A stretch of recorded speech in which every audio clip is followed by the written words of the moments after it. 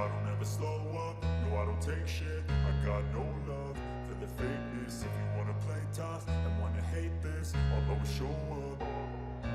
I don't ever slow up, no I don't take shit. I got no love for the fakeness. If you wanna play tough and wanna hate this, I'll always show up and make a statement. I don't ever slow up, no I don't take shit. I got no love for the fakeness. If you wanna play tough and wanna hate this, I'll always show up and make a statement. Everything.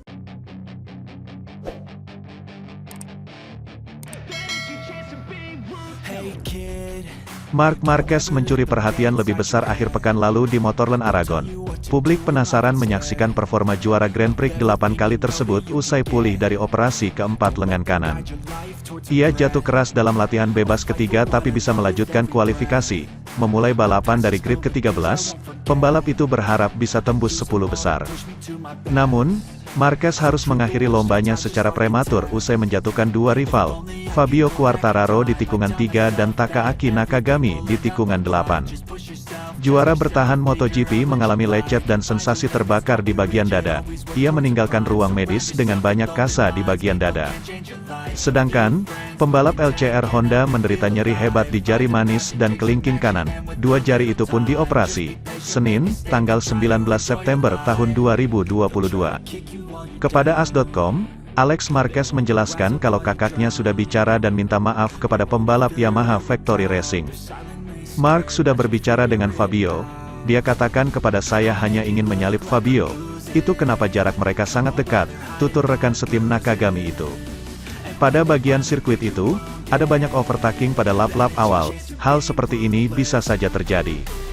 Setelah menuntaskan balapan, Marquez menyaksikan siaran ulang insiden tersebut di garasinya. Rider yang akan pindah ke Gresini Racing itu kemudian melakukan analisis. Insiden pertama, memicu semuanya. Saya kira Enea Bastianini melebar, Mark ragu menghindari Bastianini dan saat bersamaan, Quartararo ingin menyalip Mark.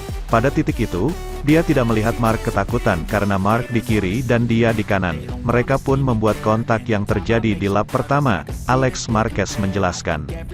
Pada insiden kedua, saya di belakang mereka. Firing Fabio masuk ke motor Mark. Saya lihat sekitar 20 di motornya, pada ban belakang.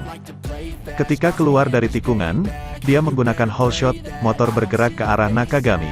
Hal-hal ini bisa terjadi tapi situasinya lebih buruk karena Nakagami berada di tengah. Saya di belakangnya, bisa menghindar tanpa kehilangan banyak waktu. Mengenai komentar buruk yang diberikan kepada Mark, Alex mengatakan, siapapun yang berkata buruk bukan penggemar balap motor tapi penggemar pembalap. Siapapun dia dan mereka melawan satu sama lain. Mereka tidak suka balap motor. Dalam balapan di Aragon, Alex Marquez finish di peringkat ke-12. Sementara itu, Takaaki Nakagami telah menjalani operasi untuk memulihkan cedera jari kanannya. LCR Honda optimistis sang pembalap bisa berpartisipasi dalam MotoGP Jepang akhir pekan ini. Ketidakberuntungan dialami Nakagami saat berlomba di Motorland Aragon. Minggu, tanggal 18 September tahun 2022, balapannya harus berakhir lebih cepat, karena mengalami insiden kecelakaan di tikungan 8 pada lap pembuka. Nakagami terjatuh setelah kontak dengan Marc Marquez, yang mengalami masalah mekanis pada motornya. Setelah mengaktifkan perangkat holesot belakang, roda belakang RC213V terkunci. Boleh dibilang, Nakagami termasuk beruntung. Sebab, ketika dia terjatuh dari motornya, pembalap Jepang itu tepat berada di tengah lintasan. Hasil pemeriksaan menunjukkan jari tangan kanannya luka robek. Senin, tanggal 19 September tahun 2022, LCR Honda merilis pernyataan resmi bahwa Nakagami naik meja operasi dan prosedur bedah berjalan lancar. Diyakini Nakagami dapat mengikuti balapan di Motegi, walau harus tes medis terlebih dulu. Pagi ini Takaaki Nakagami menjalani operasi pada jari keempat dan kelima usai berkonsultasi dengan Dr. Mir kemarin. Karena sepertinya tendonnya rusak, bunyi statement tim.